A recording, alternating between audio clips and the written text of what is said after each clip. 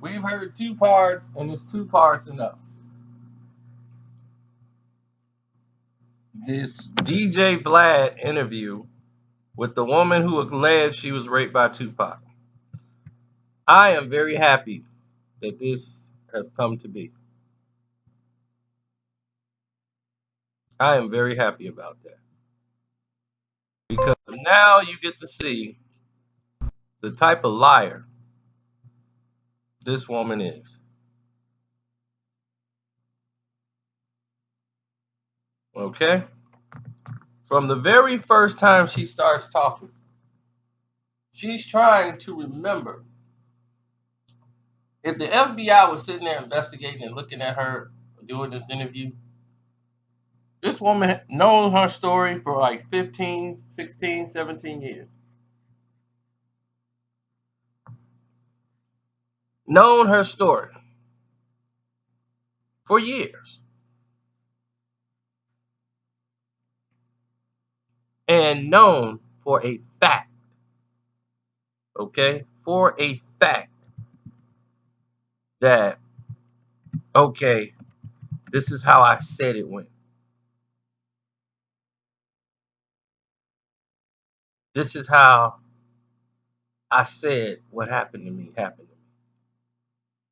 This is what happened when I said this happened and such happened. This is what happened to me. So, with all of this being said and all of this being done, Ayanna Jackson's story has changed up yet again. When she goes there, she tries to go back to correct herself every time she says something. I wanted to wait, forget all the stuff at the club when she's like, well, I didn't kind of give him oral sex, really. I just kind of kissed it. And then I came back up. I'm like, uh, okay. You just met somebody for the first time. You go on the dance floor. You go down there and they join us out and you kiss it and come back up. You didn't seem discouraged by any of this at all. Nothing about this says this makes you not feel like a lady. But okay. Okay. Let's not jump down her throat just yet.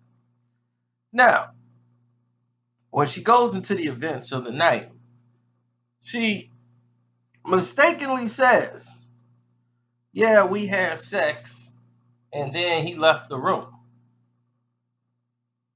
Something that a lot of us found very fishy.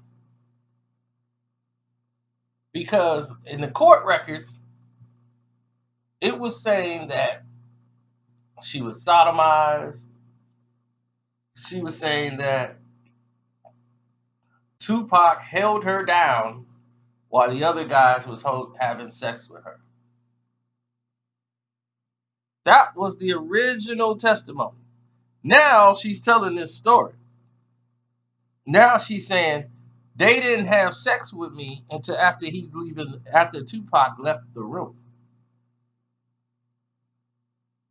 The guys that was in the room,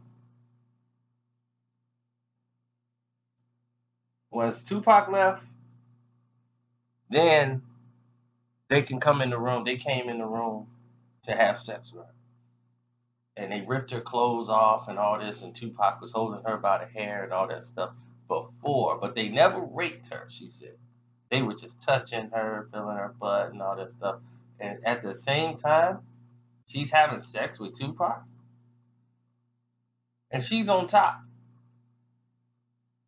I don't know what black woman with braids and a guy who's Tupac size,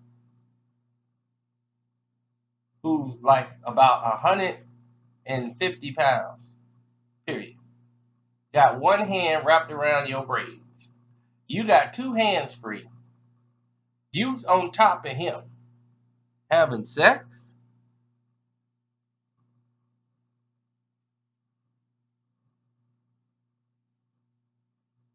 Wow. This is very confusing to me. So they ripped all your clothes off, and then the sex thing start happening with you and Tupac, and you're on top. And he's got your head wrapped in a ball, and you can't get free. You got two arms free. This sounds very confusing. And she says the whole time I'm looking right in his eyes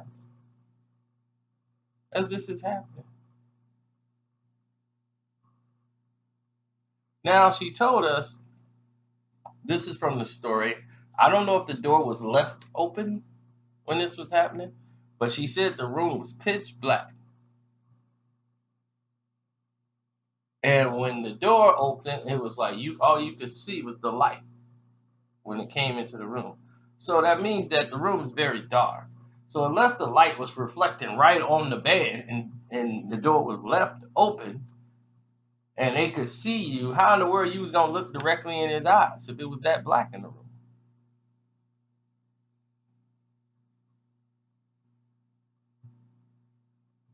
That's just another thing that threw me off. Then she says she stops herself when she realized she said, "Oh, I just had sex with him." And oh no, let me go back. I was raped by Tupac because at that point it wasn't consensual no more because I didn't want to do that part. So it wasn't consensual no more. Now it's rape. Even though he left the room and then the other ones they started having sex with me. But she came out when he was like, "Why did you leave and let them do that to me?"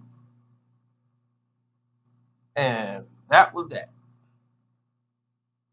So Tupac wasn't in the room when they were having sex with her. That's what she confirmed right now. That's the only thing I took from this. Tupac wasn't in the room when these guys was having sex with you. He was out the room. You just admitted to that. When in the testimony from when it was first, Tupac was holding you down while these guys are having sex with you. Now, today, we just found out. So for anybody mad at Vlad and Vlad, I mean, he put himself in the crossfires, in the crosshairs, really. When his interview style, his research, and I'm like, dude, if you research this, you should know a lot more than what you know. Because you asking some really dumb questions. But anyway, he's trying to milk this out. You know how Vlad's gonna do. He gotta get his money. And I ain't mad at him. Get your money because you gotta pay this stock for showing up. Now, part 3 is coming up now. Like some more of what she's gonna do. All this fake stuff. You can see in her reaction, she has no remorse. She has nothing. No, she's sitting there. They like, take your time. I'm like, take your time for what? She's not gonna cry. She's just trying to get some money. Now she's in her 40s. Back then she was in her 20s, thoughting it out in her 20s. Now she's 40 and bust down to nothing. She wants to try to get her money off the Tupac thing now. Like, man, I need to get my money on. Let me see how much Vlad gonna pay me. Because nobody else respectable would put her on television. Now watch she be like, I turned down all these offers, but I chose Vlad. And I swear, man, I just can't do it today. I can't do it. Can't do it. So I find a lot of inconsistencies. I see a lot of things in her body language that tells me she's lying. She's lying.